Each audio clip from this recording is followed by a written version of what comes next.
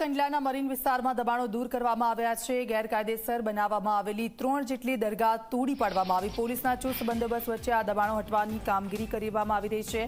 વલી શાહ પીરની દરગાહ, તુણા દરગાહ સહિત ફરી વળ્યું છે જેસીબી। સરકારી જમીન પરના દબાણો પર દાદાનું બુલડોઝર ફરી વળ્યું। સંવાદદાતા રાજેન્દ્ર અમારી સાથે જોડાઈ ગયા છે। રાજેન્દ્ર, દબાણો હટાવવાની કામગીરી કરવામાં આવી છે, પોલીસનો ચુસ્ત બંદોબસ્ત, કેવા દ્રશ્યો ત્યાંથી સામે આવી રહ્યા છે?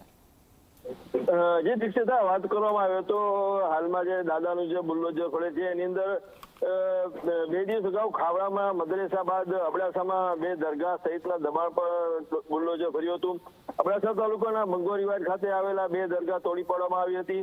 ચુસ્ત બંદોબસ્ત વચ્ચે તંત્ર દ્વારા ખુલ્લી જગ્યામાં બનેલી 2 દરગાહ તોડી પાડવામાં આવી હતી। બિન અધિકૃત રીતે જે દબાણ કરવામાં આવ્યું હતું જેને લઈને આ વહીવટતંત્રે કામગીરી કરી છે।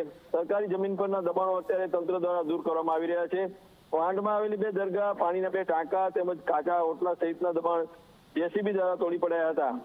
જી બિલકુલ, આભાર રાજેન્દ્ર સમગ્ર વિગત બદલ।